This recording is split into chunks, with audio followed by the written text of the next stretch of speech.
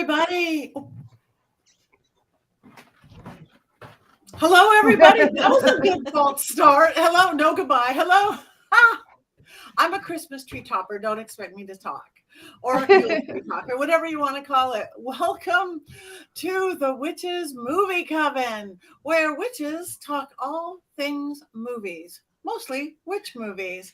My name is Patti Negri. I am one of your hosts today. You might know me from the Witching Hour or whatever else in the world. This is my friend Black Phillip. But let me introduce my beautiful co-hosts. Up here in the upper corner, we have Heather Greene and her friend Black Phillip. And we have Courtney Buckley and her friend Black Phillip. We have Richard Lale Lillard and his friend Black Phillip. And we have Jason Mankey and his friend Black Phillip. But I left my Black Phillip on my bed because he stays with me every night. So I'm, he's in my heart, but he's a room away. Okay, really that's sorry. Okay. That's okay. So anyway, Heather wrote the ultimate book on witches in movies. Truly big, fat, beautiful book. Everything you ever want to know and more on witches and movies. Last week we talked about Harry Potter. And this week we're going to do some Harry Potter and we're going to go into Krampus. Ooh, scary fun. I just watched that. But before we do, let's go back to Harry Potter and Jason, because Jason was not with us last week. And you have some thoughts on that very first Harry Potter movie, Jason. I feel like I'm hijacking the show by wanting to talk about Harry Potter. I love the Harry Potter movies, surprisingly. This is not something I'm curmudgeonly about. However, I do think the first two are the worst two in the series. However, the first book, though, really captures the more childlike innocence of the original book, because the books get more adult as they go on. The characters become more complex. The story grows up. And really, I guess the first movie does a good job of capturing that. Also, I think a lot of people overlook how great Hogwarts looks in the first movie. Hogwarts has all of the ghosts floating around. Like, we don't see nearly Headless Nick after the second movie, I think, anymore. All of the portraits are really interactive. They're the staircases that move around. And in the later movies, I think so much of the focus is on the characters and the story that you lose that little bit of wonder that's in the first movie and the second movie. So I really appreciate it for that. And it also has a great John Williams score. And I'm sure over the next months, we'll be talking about all the Harry Potter movies. But they also are great because they remind me so much of the holiday season. The first two movies came out during the holidays. Some of the movies ended up coming out during the summer. The movies always end in May, but for whatever reason, the Christmas scenes in the movies are always really memorable and stay with you. And at our house, these are definitely Yuletide films. Beautiful. Thank you. Thank you. So did we want to go into, we didn't even, I just flew onto this with my hat. Did we want to do we want to go next, Harry Potter, or do we want to jump right into Krampus? Or any thoughts? Should we take a vote? Or we're a democratic witch group. Well, I thought I'd jump in before we get to Krampus and get back to something we were talking about several movies ago. Bring it back to the Wizard of Oz, because we had a question from somebody about the flying monkeys and how they managed to do the flying monkeys. And this isn't necessarily a Christmas movie, but I think I want to answer this question real quick because I found the answer and it's pretty fascinating. So the small monkeys were on wire that was music wire that was so thin you couldn't see it, and they had their little wings would flap from that, and they were made out of rubber. They were about, let me look to see, I think it said 6 inches. So they were really small little monkeys, and there was tons of wire, and they would have to constantly like maneuver them as that went. But there were other monkeys who were real people, as you probably remember. They had some kind of motor in the back attached to their wings that was like developed from a windshield wipers, and that would make their wings flap. But they were also hooked up to tiny wires, and the stories that I read said that the wires, they went to the thinnest possible wire before they would become dangerous, but they were so thin that they had to keep mattresses and other padding underneath the actors because they were falling. And there was some other issues with that. They're like, how they were paid and stuff versus the monkeys and the actors it was not a very safe environment. But that is how they did the monkeys: thin wire and little motors. Wow. On the amazing. soundstage, yeah. That's pretty, especially for way back then. Now we're so used to, you could do anything, you could create anything, you could fly anything, but they didn't have technology back then. That's just creative. Yeah, and it was a and it was advanced. This was considered, a lot of the stuff that the Wizard of Oz did was advanced technologically speaking. So so there's the answer. Who, I can't remember who asked that question, but that's how they did the monkeys without a green screen. That's amazing. Thank you. Any other comments on Harry Potter? Anybody? I love Harry Potter. I don't love Harry Potter. We can talk a little bit about the second Harry. Okay, go. Courtney, Harry Potter. Did anything change about you when you saw the second Harry Potter? The second book and the second movie are my least favorites. They are my son's favorites, so it's very painful when we try to have a Harry Potter marathon because I want to skip them and he tries to make that be the first one that we watch.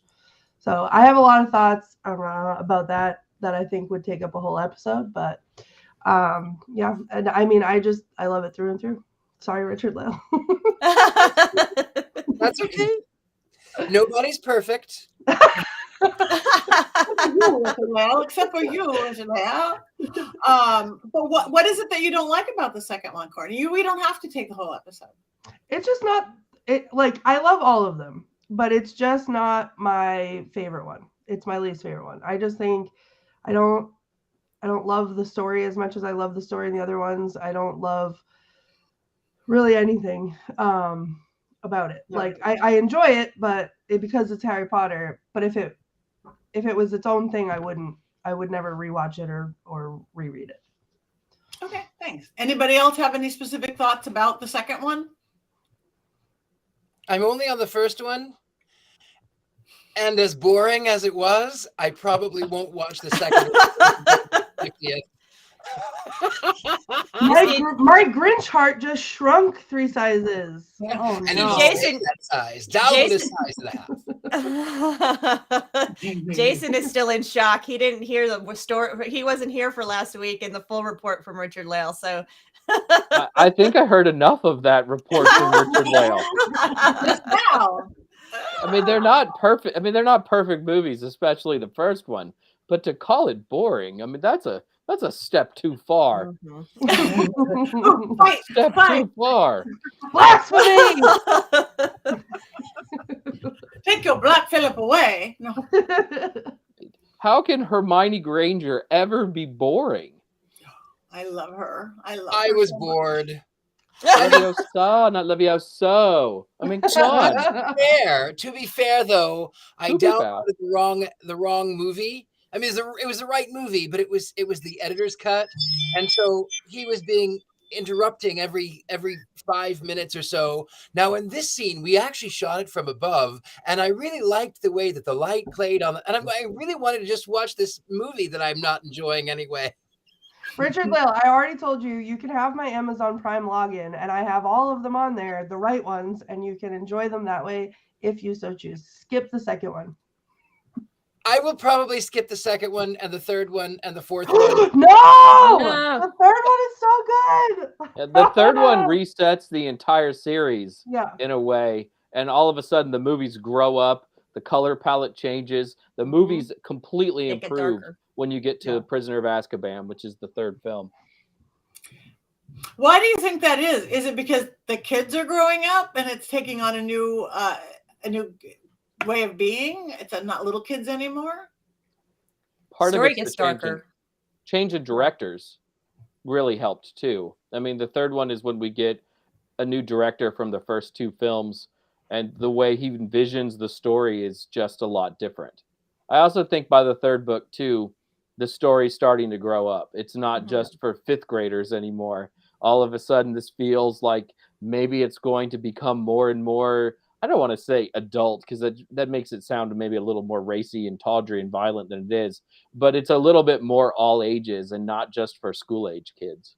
Yeah, I mean, I think in the third book too, you have to look at, where the story develops, and you start to see deeper storylines, like more heavy storylines, and then going into like the 4th 5th, 6th, 7th, there starts to be death and, you know, war and all these other like heavier things. And so I think the change, it really is a change in color, and it fits it so well. But we'll never know how Richard Lale feels I'm so because he'll never watch it. We'll never get there. No. I'm clutching my Black Phillip as if I'm clutching pearls right now. I'm so upset. My Black Phillip didn't like it either. And somebody popped up on the screen. Rob, our producer, had put something on this. Somebody else didn't like it either. Oh wait, Diana. I watched 5 minutes of the first one and got bored. Never watched them. So you know, that's why we're all different. That's why art is all different. That's why music is all different. That's why, you know, pictures are all different, but that's funny. 5 minutes, I must say, I'm not a first 5 minute person. I've gotten better over it, but it takes me like 5 minutes to get into almost any movie. I will sit there and notice myself. It doesn't matter which movie, any kind of movie. That first 5 minutes, I'm not there yet. I'm too observant versus part of it. And I could stop almost any movie at 5 minutes. After 5 minutes, I get involved. So maybe that's it, Diana. She just went for 6 minutes. And I'm way that way with plays and theater for some reason, which even more surprising to me, because there you have the actors right there in front of you and the energy of the stage and the energy of the actors. But for that first 5 minutes, I'm having to really focus myself to pay attention. So it's just me. So go for 6 minutes next time, Diana. And if anyone needs my Amazon Prime login, just let me know. Of everybody. Hundreds of people are watching Harry Potter. Well, speaking of getting darker and going scarier and things, let's move to Krampus. I hadn't seen it in so long. I watched it the other night. In the middle of the night. I started at about 1 a.m. Oh, look at that. There he was. And I watched it under the covers. My husband was sleeping in a tent like I was 8-year-old with a flashlight in the tent, but with my cell phone. It was scary.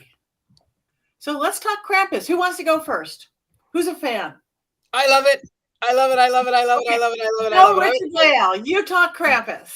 Well, I'm gonna talk a little bit now. I don't know all the history like our friend Jason does, but I will say I am a modern Victorian, and the Victorians, they loved their Krampus. It was on Christmas cards along with beetles and frogs and other weird things.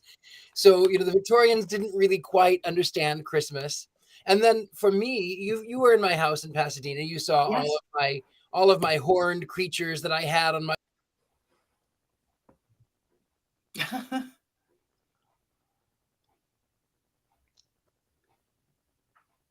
Oh, Oh, are we frozen? I think he froze. I think Krampus got him. oh no! Well, he's okay. Well, I'm sure he will be back with us. Wait, is he back? I think he's There back. he is. I'm kind of You were back. I frozen. don't know. You were frozen, Richard Lale. You were frozen. Krampus. We didn't hear. Oh, I think Krampus got me. Krampus got you. Yeah. So figure out your Wi-Fi. Maybe get your Wi-Fi back. Let's move to Jason for a second and then come back to Richard Lale. I'm just gonna say real quick. I don't think it's Krampus that got him. I think it's Voldemort. I think you're onto something, Courtney. I think it's Hermione punishing him for not liking the films. Mm-hmm. Yeah. I'm a big fan of Krampus. I love the Krampus. I write a little bit about the Krampus in one of my books, The Horned God of the Witches, as sort of the avatar of the Horned God during the holiday season. And I also write about him in my Christmas book, the Llewellyn's Little Book of Yule. So I feel very close to Krampus. I remember when this movie was coming out, how excited I was to see the Krampus on the big screen. But if you are somebody who loves the Krampus as a holiday figure, this movie is not the Krampus of holiday lore. The real Krampus, yeah, he's mean and he might hit you with a switch, but he's also not going to terrorize your house with living gingerbread men, right? So it's not a completely accurate picture of the Krampus, but it's still really fun to see him on the big screen. He won't terrorize you with gingerbread men. He'll just whip children who are naughty and then drag their souls to hell and devour them. You know, good Christian fun. That's more That picture story is so than what he actually did, though. I mean, you know, he was stuck working within what St. Nicholas would allow him to do in most cases, and that's usually hitting somebody with a switch. And even today, in modern day Krampus celebrations, the insurance is too much, so the Krampus hardly ever hits anybody at all. Well, you know what I love, my little trivia that I love about the Krampus was that he closely worked with Sinterklaas. And we think, oh, you know, the bad children, they're going to get lumps of coal. We're told that. But it was really because Krampus and Sinterklaas worked together, and Santa Claus would put lumps of coal to mark the bad children so that Krampus could come and switch you with switches and put you in his sack and drag your soul to hell. Their good cop, bad cop routine works really well. You know, that would have been a dynamic that would have been nice maybe in the sequel to this movie. I think they're a powerful gay couple, and I would like to be part of that couple. There's a new reading. Okay, Heather. So what's you're the fat girl, the knowing and everything going on. Well, you know, my take on this is, first of all, I watch it, you know, as a film historian, and most of my interest is in that realm is how this fits into the socio-political or socio-cultural realm in context. And also, I love horror. So, you know, just from a watching perspective and a horror perspective, I thought it was really well done. The timing was great. I was talking to the screen. Which that's always a caveat, whether it's a good movie. Is it making me so tense that I have to talk to the screen? And I did talk to the screen, so that was good. I was really happy they didn't get too cheesy with Krampus's. I was afraid we were going to get too puppety with Krampus's face, and I loved the animation piece rather than going back and doing another little girl in live action. I thought going back and doing that story in that form was brilliant and very nicely done. So I thought it was a really solid horror film. It also captured, used, you know, ethics and morality as its basis, which really work well in horror. Horror does that so well when it balances itself on a morality. And that gets to the socio-political part where my film historian person comes in. Made in 2015, 2014, the movie was released in 2015. The movie was positioned at a period of time when we were seeing a lot of our stories we know, these folkloric stories, fairy tales being told in horror, through horror, whether they were colored by horror, whether it was true horror, whether it was dark fantasy, fractured fairy tales. So you think of like Once Upon a Time, a number of Hansel and Gretel movies that were horror, et cetera, et cetera. So it fits into that realm. This is sort of the end of that trend. And I find that this one really is capitalizing on two things. The trope in Hollywood, longtime trope that Christmas is good and anything that's counter to Christmas is bad. So that's something you see. If you like Christmas, you're good. If you don't like Christmas, you're bad. And you also have a very black and white heaven and hell morality going on here. It's very clear. It's very Hollywood. It's very classic, which again, is very typical in horror and also in Hollywood. So you have a lot of fun stuff going on, wrapped into a small amount of political commentary, which is not so subtle, which resonates even more so now, possibly, than it did in 2015, which I think is very interesting. That's my quick take. That's a good, very deep, quick take. Thank you. Yeah, I don't even want to go next after that because I want to talk about something so silly. Courtney, you go. Patty. All right. Well, okay. So full disclosure, everything I'm about to say, I did not finish the movie because I've had hold it. I've had a busy week. I've had a really busy week. It's been a tough one, but so I did start it tonight. I will tell you, Patty, you were talking earlier about how you can't get into a movie in the first 5 minutes. I was obsessed with this movie from the trailer. I love every actor and actress that is in this movie. They're all my favorites. I knew from the second. Now I don't have a deep, in-depth knowledge of the legend of Krampus. I have the basic, the basic knowledge. I've met Krampus once or twice at there's this holiday market that I usually go to called Haunt the Halls. That's where I get all my human remains in Salem. And instead of having Santa there, they have Krampus come. So it's exciting for me, not so exciting for my kid who is terrified of him. But going into it, I have very limited knowledge, right? And just loving the actors as much as I did and the story, seeing it in the trailer. And then when I started watching it, I was immediately entranced. I thought it was great. I didn't finish it. I will be finishing it. But okay, this might be a different take. I'm a fan of movies. Horror movies take a lot to scare me. And I'm a fan of movies that are like horror movies, but like take themselves too seriously and then it's funny. And to me, this felt like one of those, like, this is a bad example, but like Sharknado, where like everyone acts very seriously, but it's not scary at all. But they're treating it like it's a horror movie. That whole genre of movies is 100% for me. And this, even though it was darker and scarier than, and better done, obviously, than Sharknado, this felt in that vein to me. So I was enjoying it from every aspect. I wasn't scared, but I loved it. And that's I'm my with hot you, take. Courtney. I don't think it's a scary film, probably because I love the Christmas season unequivocally, and there would never be any sort of retribution at my house. But I think some of the scenes are so over the top that they're just hilarious. And they happen to characters who feel really awful. So you don't feel bad for them. Like the evil children who steal Max's letter. You don't feel bad for those kids. Those are terrible kids. Wrap them in chains and throw them up the chimney. That's what I say. Yeah. But the big sister, she was good. That's what was hard for me. And I guess for it to be scary is watching it 2 a.m. on a phone under the covers. It's scary then.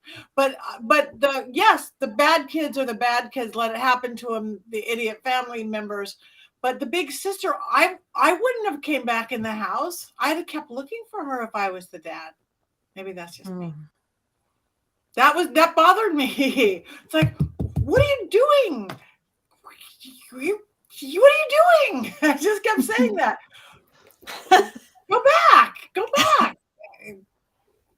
Anyway. Isn't that something we say in every horror movie? Don't do that.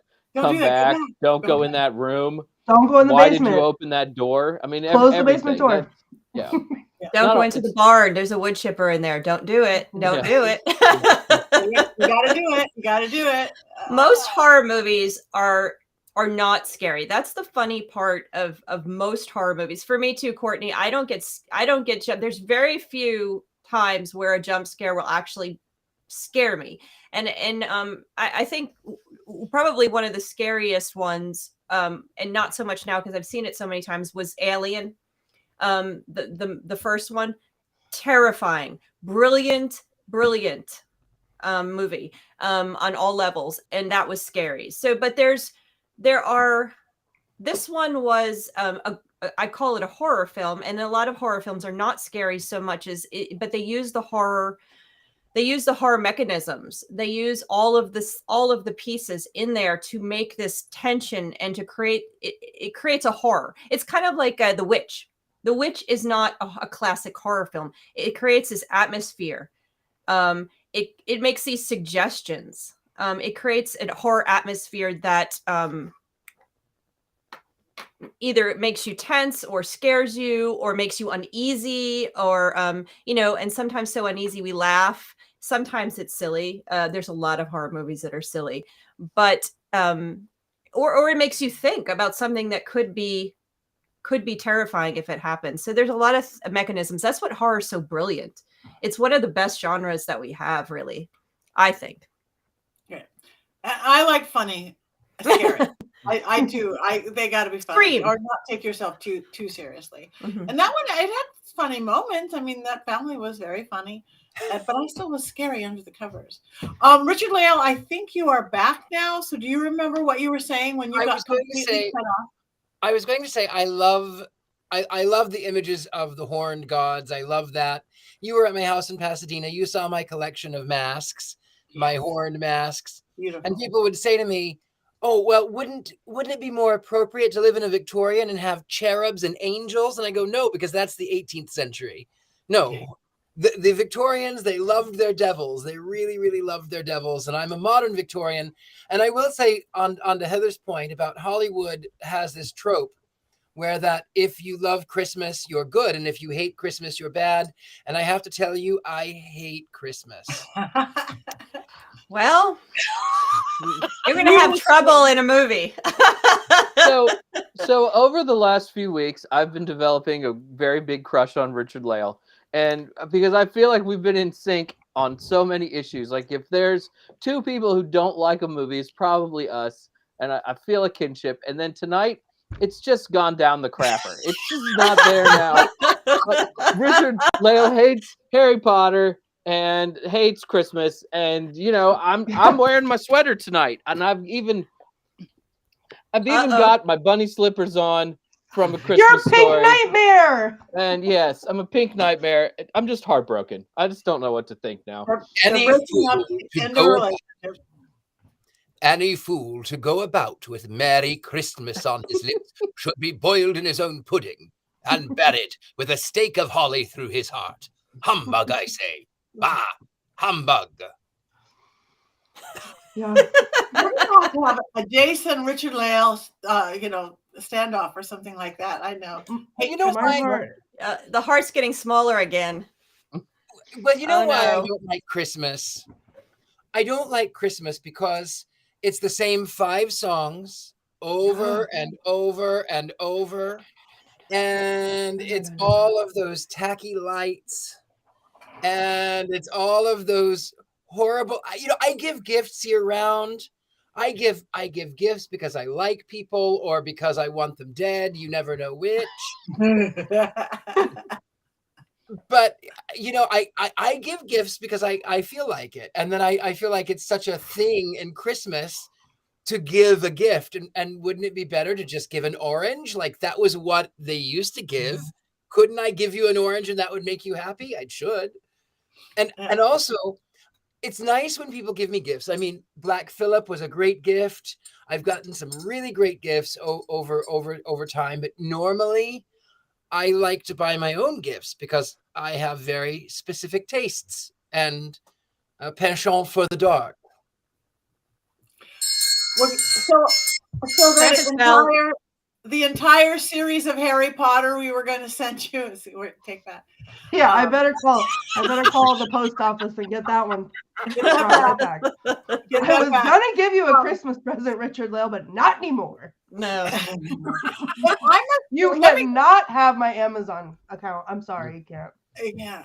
I must say I love Christmas, so I love Yule. I like to say Yule, and I include Kwanzaa, New Year's, Yule, Hanukkah, everything. But we gave up presents years ago. I don't buy into that. I'll do the goofy lights. I'm wearing a Christmas tree on my head. But decades ago, being in Hollywood, when everybody came to Hollywood and no one had family here because they came from all over the world to find their fame or fortune. Nobody had money and nobody had family. So I started doing a Christmas potluck. But didn't want people to feel ever to bring gifts. So that's when we started a white elephant. You have to bring something that you cannot go out and buy it. It could be a re-gift or a hand-me-down and that has turned into a thing, except until stupid COVID hit. People save all year and people now have families. They've created their own families. They probably could afford presents, but you've been to it because you were the hit of it because he had Mr. Satan, his beautiful car out front of my holiday party. And I'm looking at it right now, a beautiful gift from you of this mother and child, almost like Christ-like baby Jesus. It's right here on my desk from you. I have, and that was a beautiful gift, but we don't go shopping. We don't buy into that. And I haven't in years, even my husband and I don't. We do the lights, but we don't think we have to go buy something from QVC. And I need to start having that party again. I give my wife a detailed list telling her to note the size, quantity, and color of each item that I expect under the tree and then we unwrap them December 25th after we have finished our winter solstice festivities. I exaggerate, but I do like presents. See, I think for me, like, as a person who celebrates Halloween all year round, I have very dark ornaments on my Christmas tree that I made myself, like bloody handprints and ghosts and things like that. But I think Christmas for me felt so magical when I was a kid, and I loved Santa so much. And now as a parent, being able to be Santa is the magic. Like, it rekindled my Christmas spirit. For a while there, I was not on board. I didn't want to celebrate it at all. And we've kind of shied away from that in my family over the last couple of years.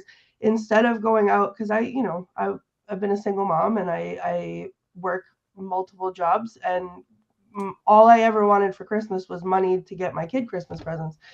And instead of like putting all that pressure on us to buy gifts for the whole family, we started doing a Yankee swap. So we would just go buy gag gifts, like for however many people were going to be there. And it was just for the spirit of it and not for the spending of the money. So I have to say, like, ever since my Christmas spirit got rekindled, I love the 6 Christmas songs, and I love all the cheesy Christmas movies. And me as dark as I am and as witchy as I am, and I collect human remains, I will stop to watch a Hallmark Channel Christmas movie, and they're all the same, and I don't care. I watch all of them, and I love them all, and I watch them year round. It is my guilty pleasure. There's one that I recommend to everybody. It's called The Spirit of Christmas, and it's exactly what you think it is. It is about a girl who falls in love with a ghost, and it's the best thing that I've ever seen. I watch it in July because, to me, that Christmas spirit, the Christmas spirit that I found, never goes away, and I carry it with me all year round. And it's not just Christmas, but as you can see, like, I enjoy it.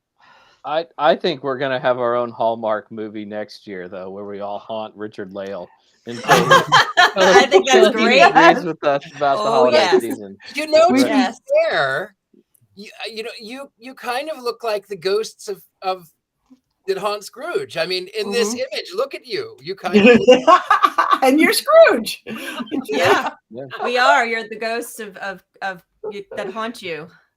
I will chime in and say that I also loved Christmas. I had a great Christmas growing up. I came from a family that was quite secular, and we would have dinner with most of my mom's family. So that was who are Jewish. So it wasn't a religious holiday for us, and we used to call it Peacemas, actually, because we didn't celebrate it as a religious holiday. But there was always the magic of Christmas, the magic of Santa when you're young, and then the magic of it, because the family always came together, and it was cold out and it was warm inside, just like all the songs go. And I, being a fan of oh, there are way more than 6. I'm just going to tell you right now. And I know that because I love Christmas music with a passion, and I will sing this, and it's hard for me to stop singing. And I keep very tight on that all year round because I love Christmas carols. I love the religious ones. I love the modern ones. There's very few that I do not like. And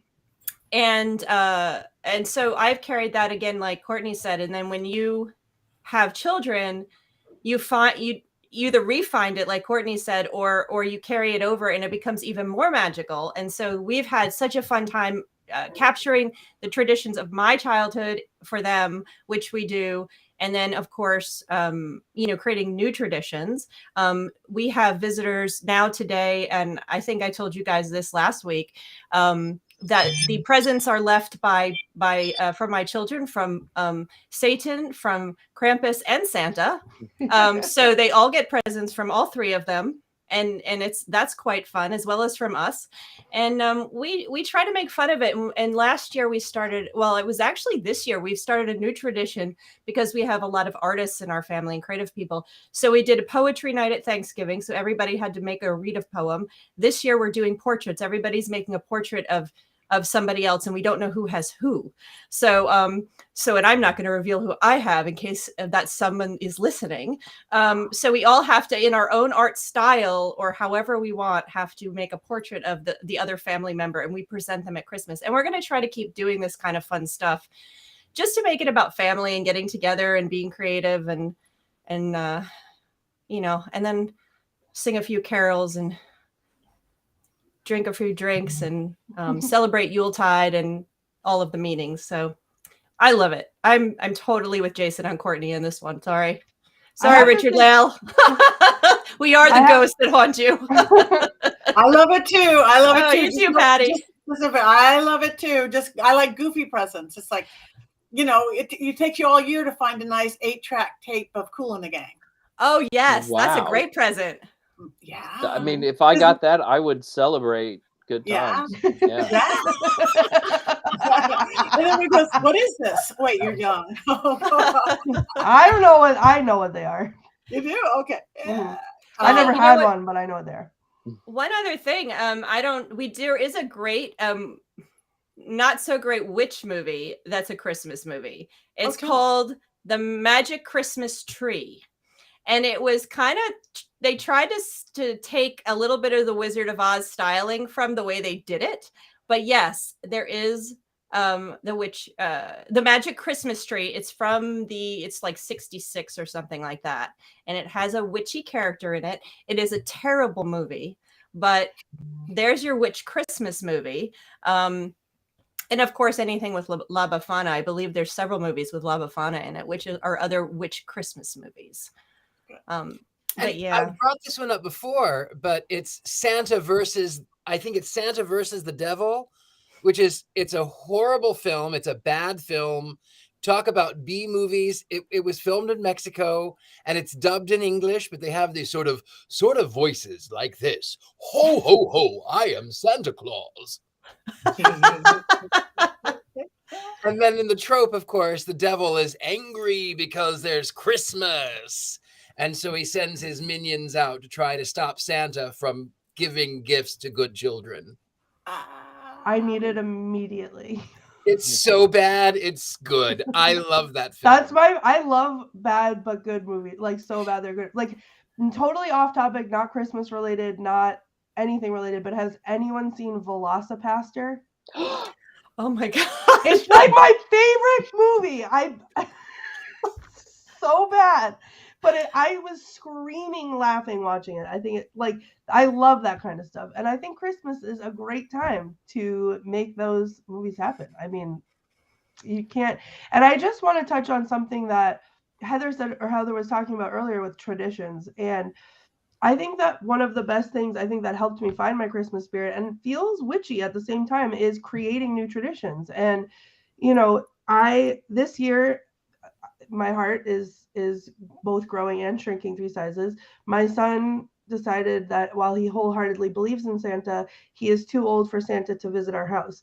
So in panic, trying to accommodate that, I had to come up with, we came up with new traditions, but he this year got to be a part of creating our new tradition. So it was, you know, what day are we going to do this? And can I still bring you presents? And we did the list a different way. And we did all these things a different way. And I think I was dreading this happening. I was dreading this year coming and having this conversation, but in the way that we did it and the creation of new traditions, it kept that magic alive. Oh. And yeah, sorry, Richard Lale, but but I have to tell you, I was such a weird curmudgeon. I was so weird that I remember I was about 3 or 4 and I did dress up for Sinterklaas. And then I told everyone my mother made me a fake beard and I was walking along and I said, ho, ho, ho. I would be Santa Claus, but he's not real. Ho, ho, ho.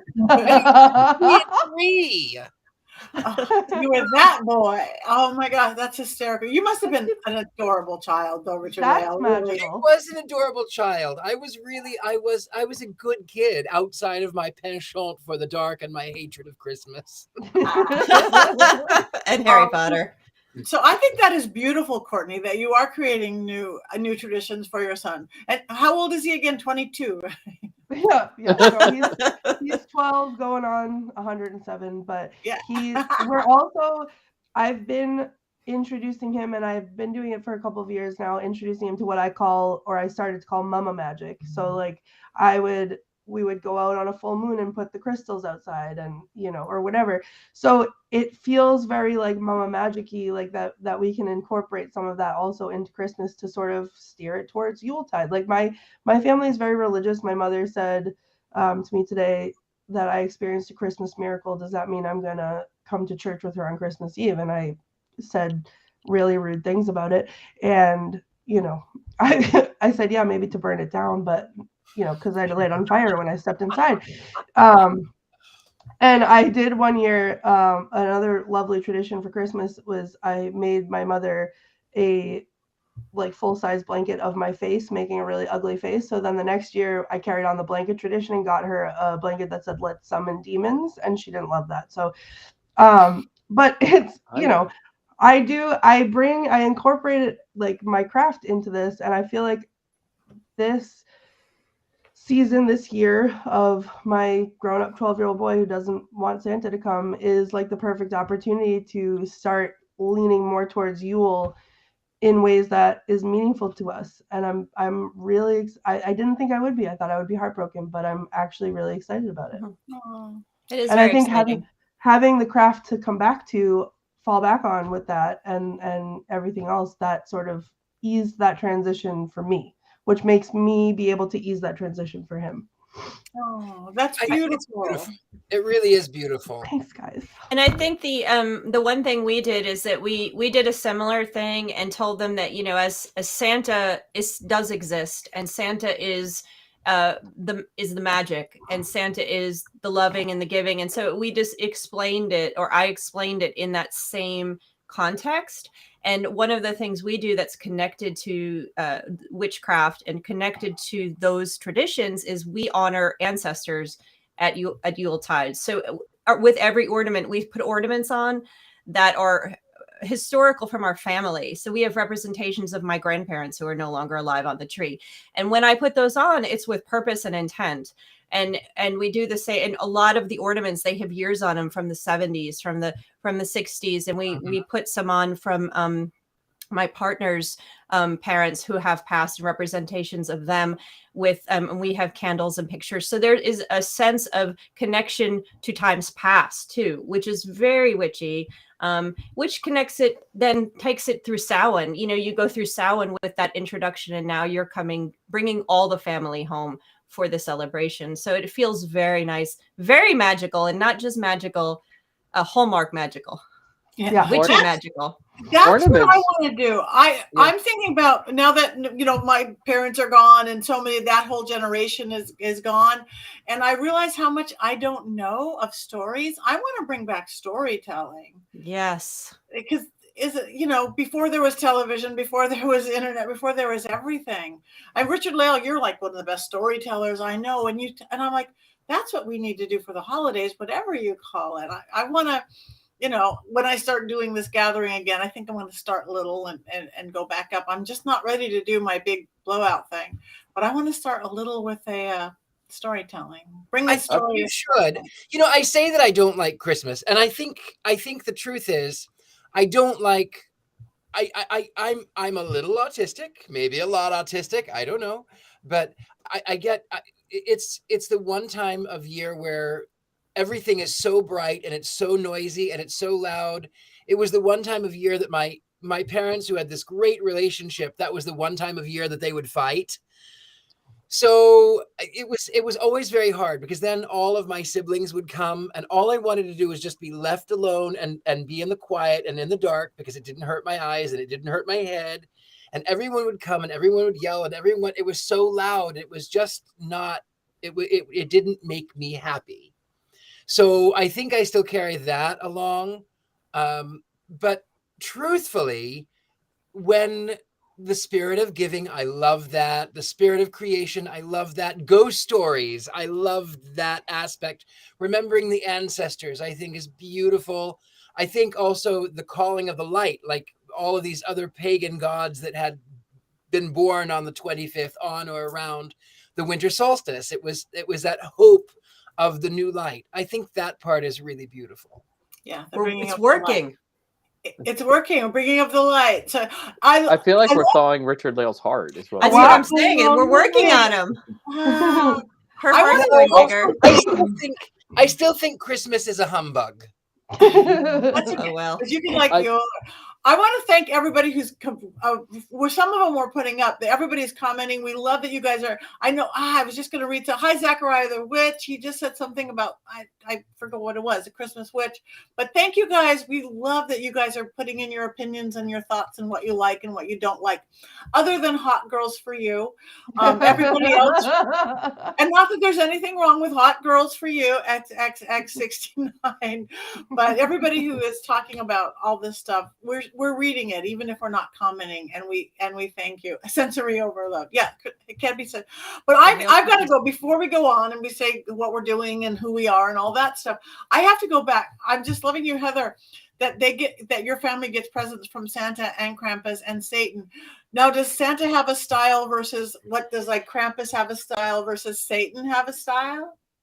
Krampus and Satan's tend to be the more the gifts that they don't want, that they're just getting. They can be socks, underwear, things. Those are whatever it is. The things they don't ask for is what That's usually cool. what Krampus and Satan bring. But they're never bad. It's never cold. They've never gotten cold, although they've been close sometimes.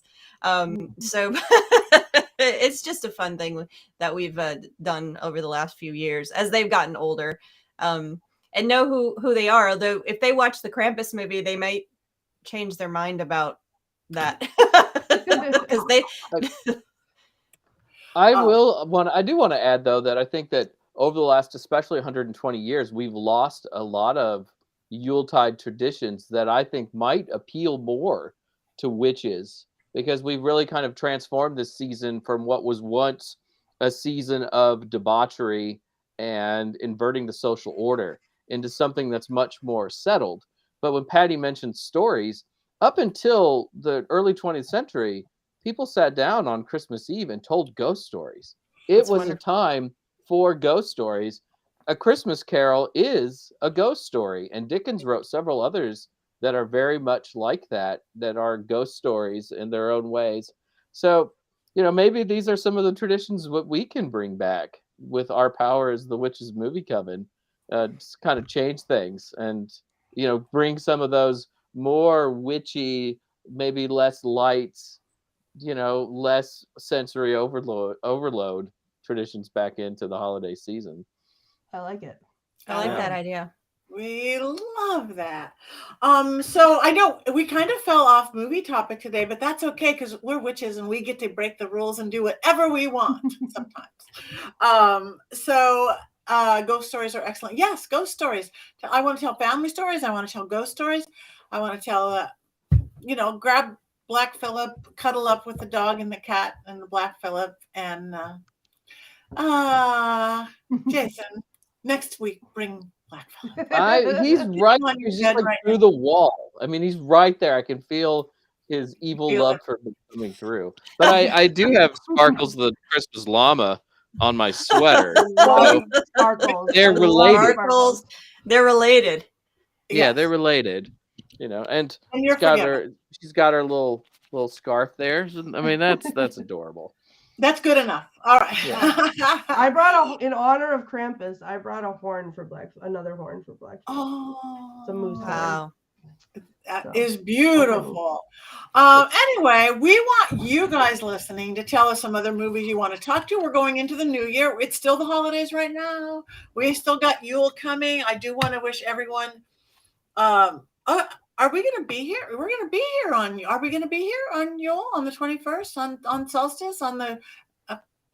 Wow. It'll be the 21st, won't it? I'm planning to be here. Ooh, I'm planning to be here. Let's talk about Rudolph. Yes. Let's make Richard Lale watch Rudolph. We can definitely talk about Rudolph. Okay. All right. So join us. In the meantime, this is the preparation and doing everything. And happy Hanukkah to those. Hanukkah's just a few days away. And it is all about celebrating the light, right? Whatever words you put on top of it, it's the season of celebration, whatever that means to you. So before we go, though, everybody, say where people can find you, what you're doing, anything coming up, books, this, that, and the other thing. Let us start with Courtney because she's the Grinch. I am. I'm ready for Grinch Day at my school coming up. So you can find me on all the social media platforms at The Feems, THEFEEMS. I am on Instagram where I post about Black Phillip sometimes. I'm on TikTok sometimes. But I have a backlog of videos on there. And I'm also on Twitch where I play horror games. So if you want to play along, I have sound alert set up and you can try to scare me while I play. It's a lot of fun. Also, I wanted to tell you guys, and you can see me as Ghostbait on, how did I forget that, on scaredandalone.com.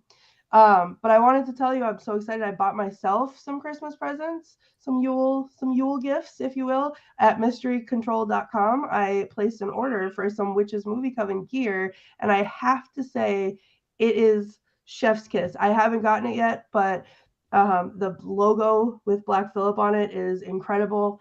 So I ordered a hooded sweatshirt. I ordered a hooded blanket so that I can wear it while I watch my scary movies, and a Witch's Movie Coven t-shirt as well. So if you guys, anybody out there wants to buy themselves a Christmas gift, it's right down there. But yeah, I'm very excited. So that's it. I'll be in Salem. You can find me in Salem sometimes. So yeah, that's my story. Merry Christmas. Merry Christmas. We do have some fabulous merch. You guys have to check it out. My favorite, and I haven't even ordered it, it's all new, is the blankie. I am always cold, and the big shruggy blankie with Witch's Movie Coven is great. Mm-hmm. So let's move up to our very elegant always, Richard Leal. What are you doing? Where can we find you? What's going on? Well, you tell us the story. You can find me under Richard Leal Lillard, which is Lael. I have another faker out there who changed my name to Richard Leal. That is not me. I won't contact you for readings. You can find me at thegentlemanpsychic.com. You can find me at Richard Leal Lillard. Anywhere. I'm everywhere. I'm like Santa Claus, only better because I hate Christmas. Ha! Thank you very much. And you do a lovely storytelling thing regular on YouTube, right? I do actually. Every Friday night we read classic stories, and I was traveling quite a bit this month. I had a lot going on last few months actually, but I'm back, and we're going to start doing. I can't remember the name of the story, but we're going to be reading Oscar Wilde starting on Friday. Beautiful. All right. Thank you. You guys check it out. Everybody like us, follow us, because you just have to do that social media thing. So find us. We're all on all the social medias. Okay, Heather.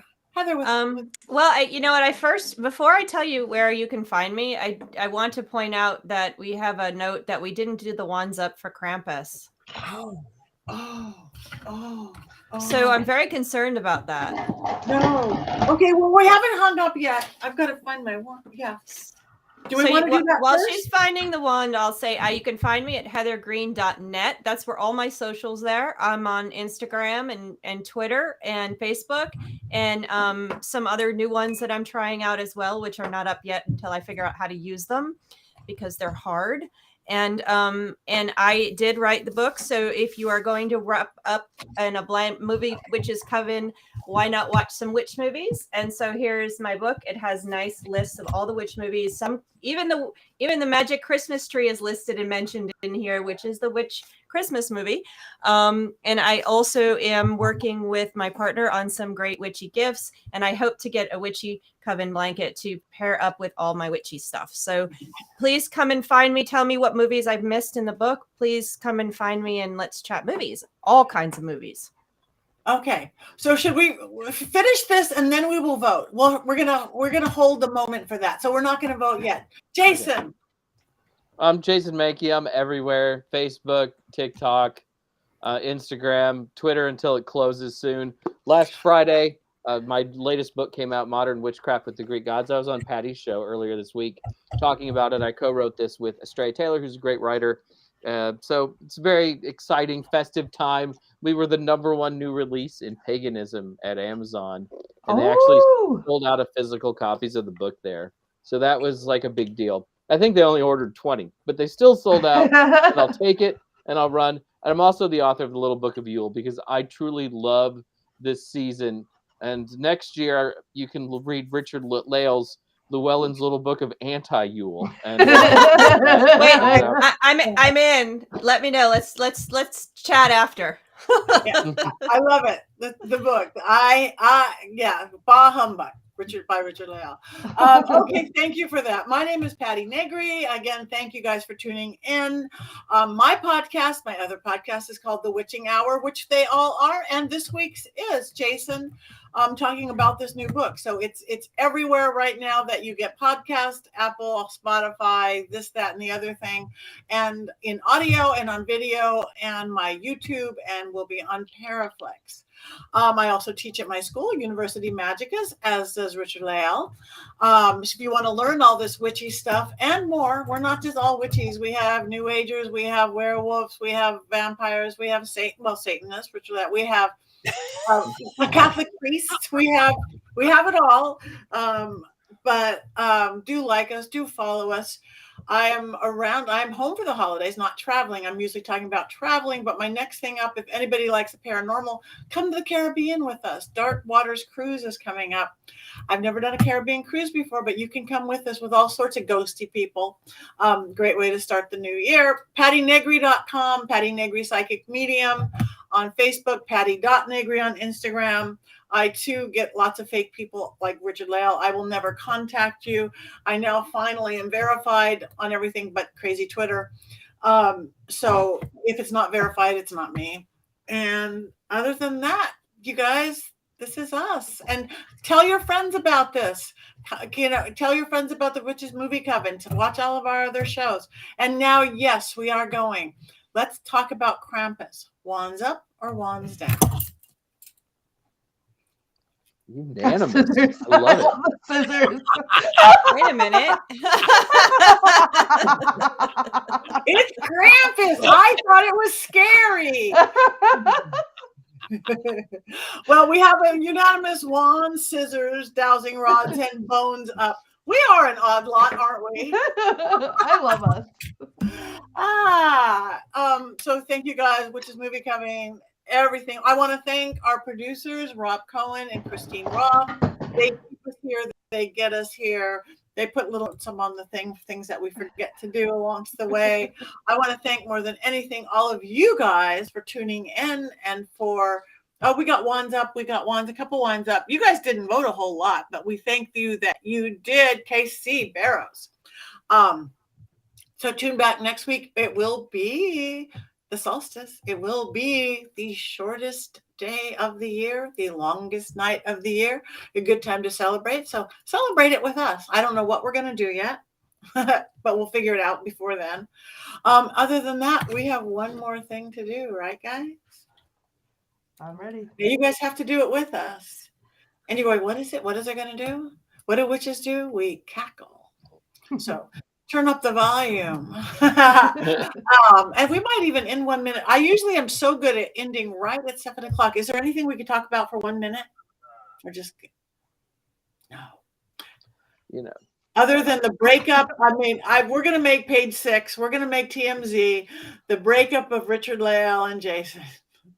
That's true. But we'll make up after the new year when we start seeing things eye to eye again. Okay. Well, Richard Lale Holiday heartbreak. Richard Lale had and Jason to break up with Jason so that he could enter the throuple of Santa and Krampus. That is true. That's true. So and that's the hot take. And then New Year's Eve is my birthday. Yes, because more people celebrate my birth than the birth of Christ. That's why I actually really prefer New Year's Eve to Christmas. Thank you very much. I love that. So you guys, Richard Lale's birthday. Oh, New Year's Eve. That is brilliant. Okay. That was the perfect way to use the last minute of the thing. And on that note, everybody on the count of 3, 1, 2, 3.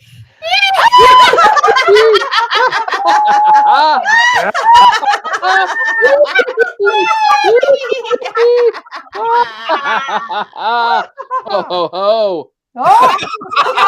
Everybody, it is the most freeing thing you could ever do. Cackle in the mall, cackle in the grocery store, cackle in the car at a red light. Keeps people thinking. Anyway, thank you for watching, listening to, being a part of the Witch's Movie Coven. We say goodbye. Black Phillip says goodbye. Thank you. Bye. I'm a Bye. Christmas tree.